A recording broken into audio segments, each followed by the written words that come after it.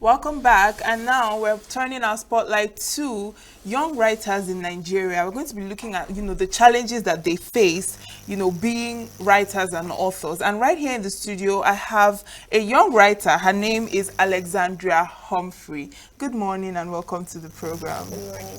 Yeah, so lovely to see you. Thank you. Yeah, so first of all, what inspired you, to be a writer, and how has the journey been so far?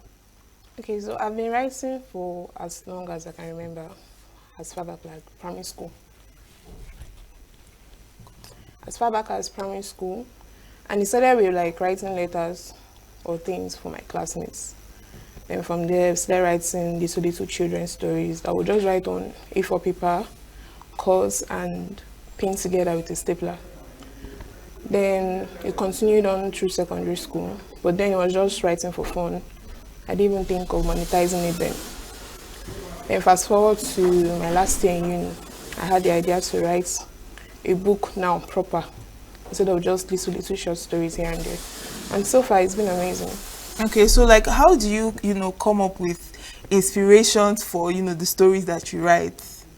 I get inspirations from everything. I may be in a bus now, so people at my back, they're having a conversation. I'm drawing inspiration from there without even knowing. So I think it's general for most writers. They can get inspiration from anywhere to write out. Yeah, so how would you describe your style of writing? Okay, so generally for me, I would say that I take my time.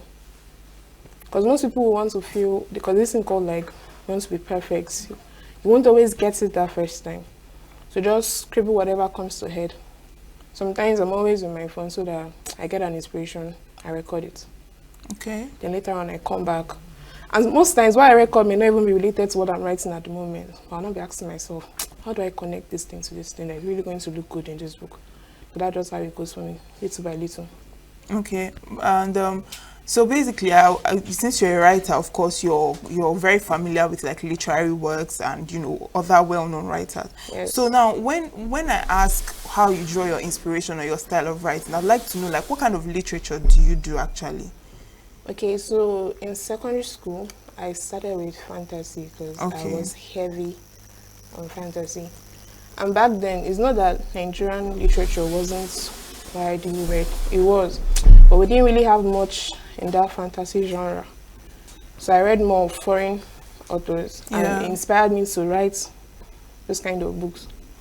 But now, seeking to publish, I knew that since I was used to reading foreign authors, if I were to say, let me write on that, my style would greatly imitate them, and it might not really resonate well with a lot of people here. Yeah. So I decided to shift more into contemporary things around our society, drawing inspiration from issues going on in society. Okay. Now, do you think that Nigeria, like as a country, do you think that it appreciates young writers and their crafts? I would say yes. How? Tell me. Because before, there's this movement now going on, especially with the advent of social media. You have your book talk, we have your bookstagram. So lots of people are getting more into that reading culture.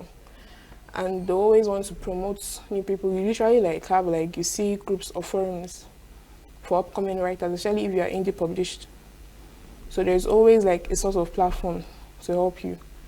And if you started writing from a very long time, you can kind of garner a fan base even before you publish. So you already know a lot of people are looking forward to what you have to put out.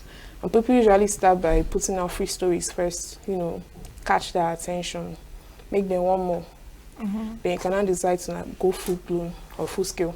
Okay, so those stories that you put out to attract people's attention, you put it out on social media, or there are apps, like book apps, where you just... There is social media, there is book apps. A lot of us started with Wattpad. Yeah, okay, yes.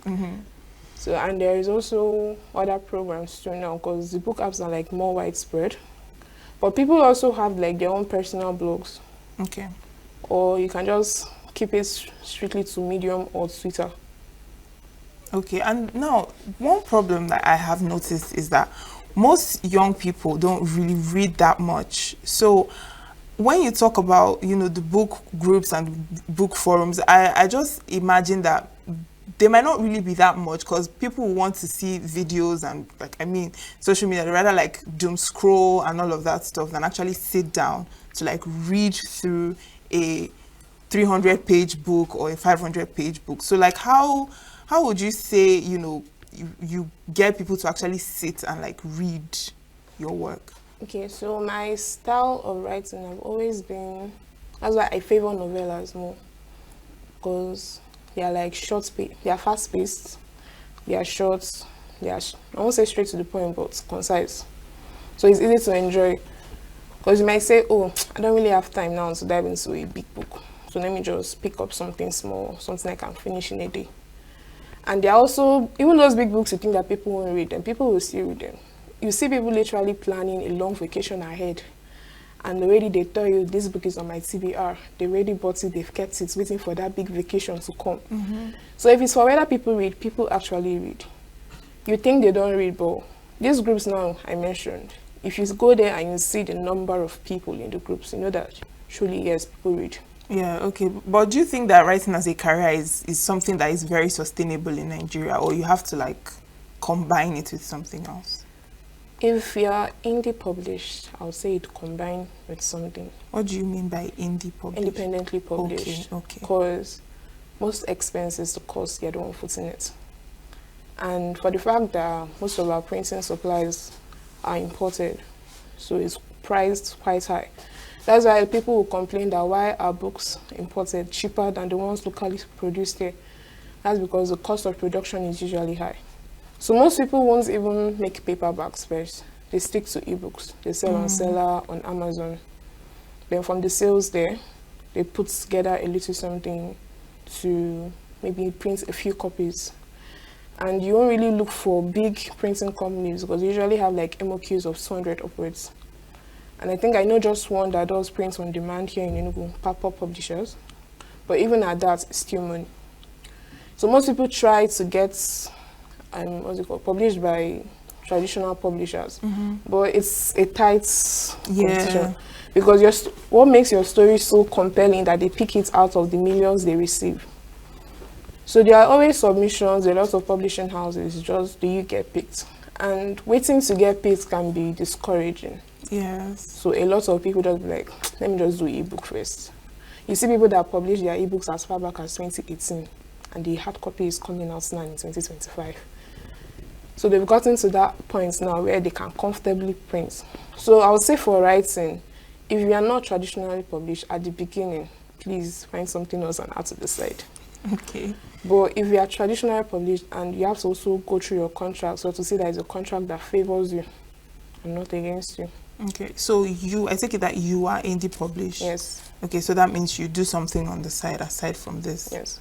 Okay, now what would you say are the biggest, because we're looking at the challenges of young writers, so what would you say are the challenges that young writers are facing now in Nigeria? I'd say the biggest is finance. Okay. Because if it's audience, the audience is always there. Apart from finance, there's another one too, piracy. Oh yeah. Because imagine finally you gather that money, you print, and you're waking up, okay, maybe someone is tagging into a review of your book they've done. And you're so happy, oh, someone has read my book, they liked it, they posted about it. And then you look very well, and you're seeing that these things were in pirated sites.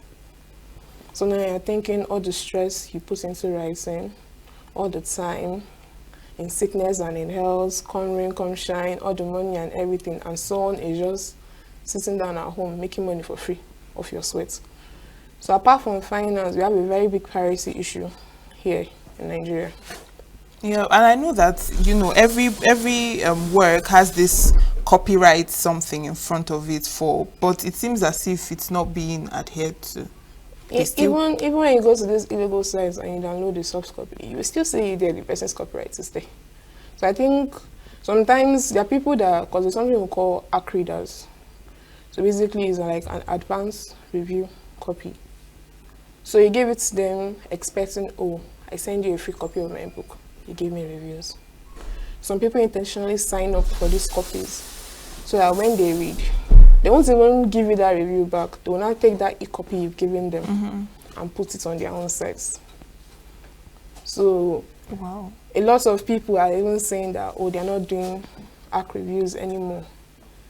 because it's very hard to trace that leak, especially if you have a lot of sign-ups. Yes. So Unless somehow you maybe put watermarks individually for each person, but that's like a lot of work. So that's just how it is. So the piracy issue, getting reviewers, that initial hype for your book can be very discouraging. Okay, and speaking of the finances, what about things like grants or sponsorships or things that can help people that want to publish? Okay, so there are competitions in place. There are a lot of them. So you'd have to like look for arts and book prompt groups. They usually send this thing, there are foreign ones, there are national ones, there are African ones. So if you look for one that is in line with your style of writing, and you can submit if you win. Some come with publication deals, some come with grants. Okay. So, but like I said, just like with traditional publishing, there are lots of submissions. So what makes your own so different to be picked? Okay, so now how many books have you written so far? Published, I'll say 2. Okay, you've published 2. Yes. Which are? Nigerian Men Will Stay Alright, then its sequel, Love and Lies, which came out today. Oh, today. Yes. All right. So this is it. So can you tell us, what the book is about, this Love and Lies? Okay, so to talk about this, we'd have to go back to the first. Okay, so it's like a sequel. Yes. To the first. Okay, but just like a very brief summary. So basically, it's just a funny insight into modern relationships now in Nigeria and things that you go through. So now, but the first book ended somehow. And I was okay with it, but then they were like, no, I can't just end it. That they want after stories of what happened with the characters, because the first book was centered on 4 friends. So now Love and Lies is a sequel focusing now solely on one person, one of the friends, which is kind of the main character in the first one. Okay. So Love and Lies picks up where her story ends in the first book. Okay, so I take it that you are going to do other sequels for the other 4 friends in the first book. As the spirit leads. All right. So now, would you say that this book is written out of experience, or it's just just random what's happening around? Random happenings. Also things, I just feel like they are just relatable stories. Okay. Things you can relate to. So it's nothing personal? No. All right. And okay, so can you share with us, whether you've had situations of, should I say, self-doubt or no? Let's talk about writer's block actually. Now, how has that been for you? Have you experienced writer's block? And just tell us how that was like for you. I think the way writer's block comes to me, this is now my own experience. I know what to write. Already I have that framework mapped out in my head. But now I have to join the pieces. Sometimes it hooks. Okay. You already know that, okay, this is how this chapter is going to go. You can see the vision clearly. But now to write it down, I struggle with the words, with the emotions. So sometimes if I'm writing a sad scene, I can leave it for weeks. So I feel like I'm in that right frame of mind to write it. So that's just how it is for me. Okay, so basically you're saying you've never experienced an extended period of writer's block where you don't even know what to write. You don't know, you have nothing in your head. I think mine is more of I just don't want to write, not that I don't know what to write or I don't know how to put it. That's how it is for me. Okay, so now in a situation where you find yourself that you don't know how to put those words or connect, everything, how do you now navigate that to the point where you're not able to get everything together? Sometimes I feel like not just with writing, but in life in general, sometimes you just take a step back. Because if you're in that moment and you insist on doing it, you mess it up. So take a break, do other things, maybe hobbies, clear your mind, revisit it with a fresh look, and you see that things eventually start aligning again. Okay. Now, do you have a mentor when it comes to, writing? I won't say mentor per se. Like I said before, I read a lot of foreign authors growing up. So I was heavily influenced by fantasy authors, but currently I don't write fantasy anymore. Then for romance, I think it was just Nora Roberts for me. Okay. But I won't really call what I write romance either. So now, but I've gotten to know more of Nigerian authors, and there is some personally, I would say that, yeah, I'll call her a mentor. Not really that in writing, but in terms of publication Okay. and how to generally interact with your audience and all that. So she's been putting me through. So for that, yeah, I'll call her a mentor. All right. So now you said you are more into fantasy and all of that, but what about Nigerian authors? I mean, since you've started writing and you're tailoring your work to fit the Nigerian audience, now who are you? Who are the people that you enjoy reading their work? Nigerian authors that you read their work, you see their work, and it just like inspires you and just. Okay, so I've not actually read any fantasy from Nigerian authors, but I've dabbled in romance and contemporary. Okay. So for romance, I would say Adesua, I would say Rosemary. And then we have, for contemporary, there is Lizzie, I think Blackburn. We have, can't remember her name. I think Damilola also. She wrote nearly all the men in Lagos are mad. So for now, I'm shuffling between romance and contemporary. All right. So what strikes you particularly about their work? That makes you like these names you've called out both for romance and contemporary. What is it? For Adesua, I just like how her writing flows. Okay. Like, she's literally a page turner. You might just be like, let me read a few pages. It's a lie, he will keep turning. So she knows how to make you, like, she's so compelling to read. Even though she has all her female characters, like, you want to knock them, bring them out from that book and knock them. Okay. But apart from that, she's a very good writer. Okay. Same with Rosemary. All right, but okay, so would you say that reading their works have influenced how you write in one way or the other, or influenced how you build up your characters, or all of that, or your plot, your storyline and things? Not really, because I've been writing way before I started reading them. Like I said, I wasn't really exposed to Nigerian literature. But now that I'm more into it, maybe in the future, I can certainly see some aspects in my new releases. Okay. Now, do literary agents exist and function effectively in Nigeria, like to help new authors or people trying to break into the space? I've heard of them, sure. Usually they call themselves book PR. That's the word they use, or marketers. So, and basically, I don't want funding everything, like I said. So that issue of finance again. You tell them what you need, the people you want them to reach out to you and everything, and they give you a quote. So they just guide you in writing your book, how to market to the right audience. I think people that have agents are people that let's say, signed to big companies proper. Okay. But if you are still small and upcoming, it's hard. All right. Now, have you ever been in a situation where you question if you should actually continue with, writing, or you're just like, why am I even stressing myself? Let me just relax and just do, no more. That's where imposter syndrome comes in. Yeah. I think you write a book, you're so happy. Then you come back 2 weeks later and you're like, that this thing is not making sense. So you now start rejecting. What if people don't read it? What if they don't like it? Because if you that wrote it already are not feeling your book 2 weeks later, so you're thinking, what will other people think? And most times you see people that scrap an entire book and start afresh. That's just how it is.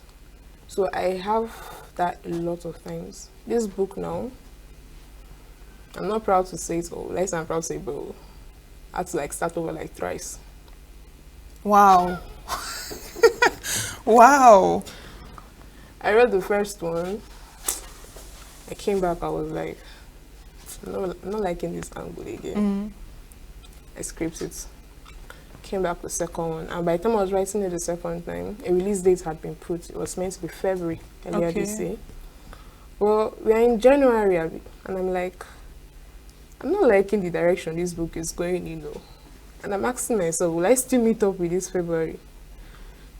So I think as we're getting closer, I just respected myself. I put out a notice that due to some issues, Yeah. the publication has been suspended so that we can give it the best quality. And so I go back to the drawing board.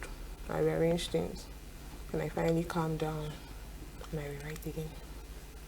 Okay, but doesn't that get tiring? I mean, because when you start in a particular trajectory and then you scrap it out and then you come back again to... Isn't That initial moments, you'll be tired. But if you're writing for mostly passion and not just profits, you don't really see it as, yes, that first moment that you have to try again, you feel down. But with time, as you continue writing and when you now come to love that new version of what you're working on, you see that, oh, in the end, it was all worth it. Okay, but after publishing, have you sat down to read your book from beginning to end and just, just for the sake of it, just look at yourself from, from a different I know that I can be a perfectionist and I am constantly finding faults in things. So I've not, since my first book came out in print, I've not opened that book again. Why? Because I'm afraid of the things I will see. So I told myself that I'm going to open this book, but it's when I'm ready to republish. So that I can just tackle everything once. Because when you see those mistakes, when you see things you could have done better, while it encourages you or makes you improve your craft, at the same time, it's also demoralizing. So, and if I don't want to be in that headspace where I'm thinking of all these things, I just shove it aside for now. But short stories I've written before, I've revisited them, and I think it's common for every writer. You look at something you wrote years ago and you're like, what was I thinking when I wrote this thing? But that's just how it is. Oh, okay. Now, what about, support from friends, family, when they read and they're like, oh, this book is so interesting. How does that make you feel? It's two ways. Okay. First of all, that imposter syndrome comes and I'm like, what if they're just telling me this thing because they're my friend and they don't want me to feel bad? And you're like, what if they actually genuinely like it? So as much as I appreciate reviews from friends and family, I feel like I appreciate strangers more. Okay, because you feel they will be more honest with you. More honest with you. Okay, than with your people. Yes. All right. Thank you so much for your time. I enjoyed the conversation. Thank you. You're welcome. All right. So we just spoke to Alexandria Humphrey. She is a writer and an author. Thank you so much for joining us. Thank you for having me. Signature TV. News in your pocket.